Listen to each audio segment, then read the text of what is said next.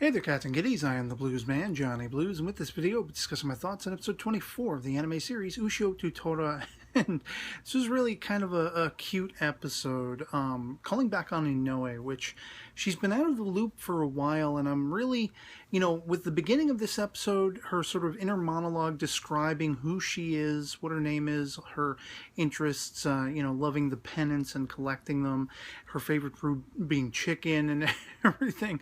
Like, I felt almost as though it was trying to pinpoint her character once again, because there is going to be some form of sacrifice, especially through the course of this episode, the dialogue between she and Tora about how she feels about Ushio and that she wishes she could marry him, and she's kind of backpedaling, for the sake of Nakamura having sort of an easier time of it with Ushio, even though she herself is kind of in denial about how she feels about him. But we've seen already how she does feel about him, and so she's always trying to backpedal so there's no conflict.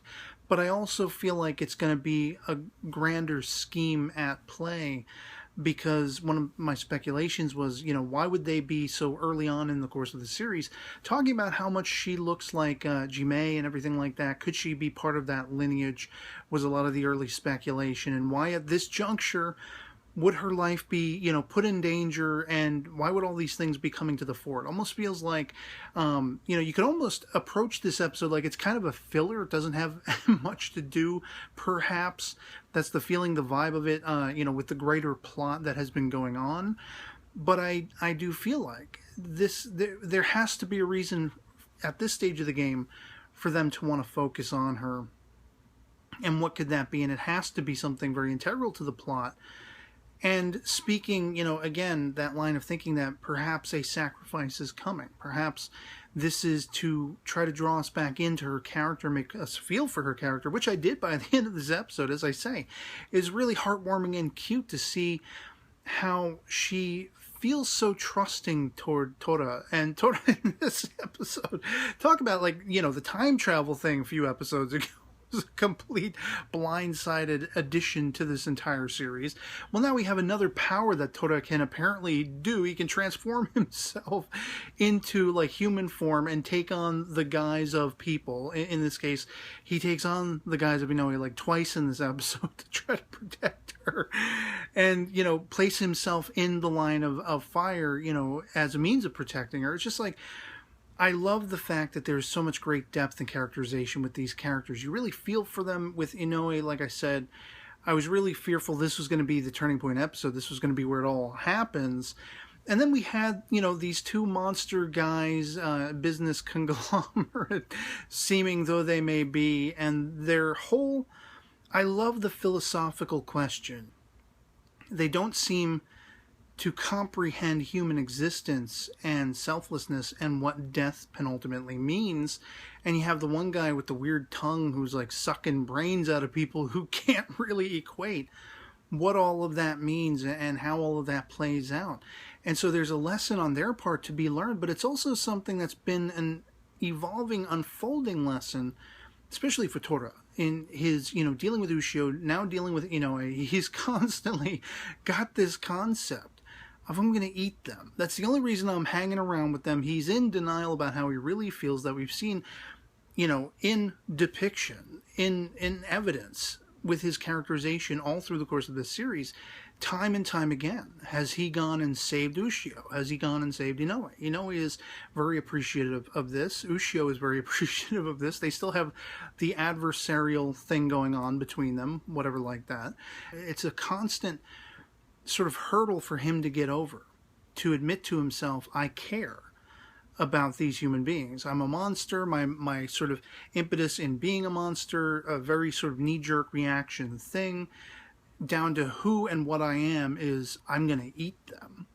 That's my way of equating that I care for them. I'm going to keep them safe so that I can eat them one day. But, as he's getting into the crab burgers, or barkers as he calls all that kind of stuff, he still has enough room to be in denial about it. And that's why we get a kick out of his character, because even at this stage in the game where we've seen him go 180-degree turn away from being the monster who wants to eat these people. We've seen him save them. We've seen him care about them.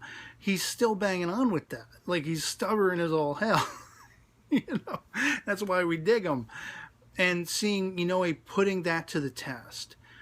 Just, once they make their first escape from these monsters and they're in the bottom of this, like, mall, this shopping center, and the wedding dress becomes a thing, and she wants to wear it. She wants to get a sense. This is where we have the reveal of how she feels about Ushio. And it's just a really heartening moment to see how she's willing to sacrifice her own happiness for Ushio and Nakamura. Nakamura more especially. But, she's kind of playfully engaging Tora in, this is how weddings go, and this is the vows we speak, and it's outlandish and it's hilarious, but it's so heartening and like just tugging at my heartstrings, because especially with that thought, that forethought going in, like, is her life going to have to be sacrificed in the end? Are we going to lose Inoue in the form and function of the end, the culmination of this story, or not? I don't know. But if so, that makes this that much more predominantly heartbreaking, this whole sequence. And by the end, in case you had any doubt that Tora understood, he may still be in denial beyond this episode. We got like 2 left, I think. He may still be in denial. He may still bang on with the, I'm going to eat these human beings. But he himself made it apparent by the end of this episode. You remember those vows? As long as I get to eat you. That's his way of saying, as long as you stay safe, as long as you don't run into trouble and try to sacrifice yourself like the stupid human you are, waste your own life, and put yourself into trouble and danger, as long as you are safe and you're always around, I'll hold true to those vows. Not literally marriage vows, but just vows of being there for each other. And it just made me smile in the end. Because Tora cares about this girl. He cares about Ushio. He's finding his way. He's making every effort in mind, in conscience, to embrace this idea of what it means, what he means when he says, I'm going to eat these people. They're going to taste so good. I mean, she's wounded. He licks the blood off her hand. And he's like, don't get the wrong idea, girl. I think you taste good. I'm going to love eating you. You're going to be delicious. But the whole point is the evolution of his mindset and understanding that's not really what I mean. I'm not actually going to eat them. I just want them to be around. I don't want to lose them. And for a monster to be on that sort of learning curve, coinciding with this deep philosophical question of mind, body, and soul. What does that all mean? What does it mean to live and breathe and then die? What does it mean for a human to be willing to, in some estimation, stupidly waste their life and sacrifice their life for someone else, for a greater purpose? I mean, there's a lot in living that we as human beings, we as a culture, all different cultures all along the course of the world, that's something that a lot of us, all of us, will never know unless we're faced with it. We'll never understand unless we're faced with it. We'll never quite be able to comprehend.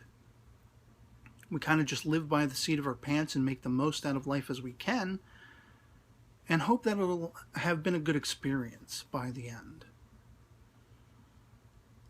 And I love that that is the question, because it speaks to the greater focus of this story. I mean, in the last episode, what did Ushio, what bond did he have to make with the sort of soul of the beast spear in the last couple episodes?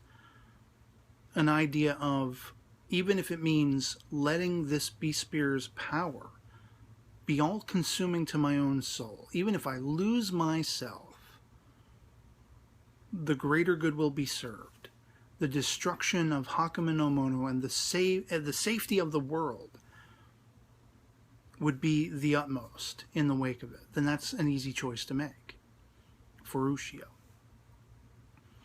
And so, by way of exploring Inoe's character and how Tora feels about her, his own internal exploration of how he feels about both Ushio and Inoue, and humans in general, they look tasty, but the barkers are good too, you know. And how this coincides, again, like I say, with that grand philosophical question of what is the meaning of life? What is the meaning of living? And making the choice to die. What is a good death? What is death? What does it mean? Is it the end of existence, or is there something beyond it, beyond that scope? And how you as a human being live your life, knowing that that is the ultimate outcome. What choices are you going to make in the equation as you know that is the outcome? All that stuff. It was just a great episode. Even if that doesn't mean Inoue does sacrifice herself or have to become the next guardian of the barrier to contain Hakumen no Mono, you know, which would presuppose that Ushio might not be able to destroy this thing. I'm starting to wonder, with like 2 episodes left, are we actually going to get some level of Ushio's being able to destroy this thing? Or is it going to be something saved for a later time, like another season or whatever? I really don't know. Like, it's going to be interesting to see. But even if Inoue's life doesn't become sacrificial, even if we're just talking about from a philosophical standpoint, looking at why humans do the things they do, and how hard it is to comprehend from the spiritual plane with these monsters, and how these monsters seeking those answers are bridging the gap between a monster like Tora and a human being like Inoue, as an extension of his dynamic between he and Ushio. Those things coming to the fore make this much more interesting. And so, yeah, I'd love to hear from you guys in the comments below what you thought of episode 24 of Ushio to Tora, if you've seen it, if you enjoyed it as much as I did, if you found the depth of character and the interesting questions being put into play in this episode to be compelling and everything like that. Or conversely, as I say, if as I speculate some people may be, if you weren't invested in it and you didn't really feel anything for this particular episode and you just want to get back to Ushio going after Hakumen and all that kind of stuff, let me know in the comments below. Love having the conversation. So otherwise, that'll be pretty much it for me on this. Hope this video finds you well, and I'll catch you all later. Peace.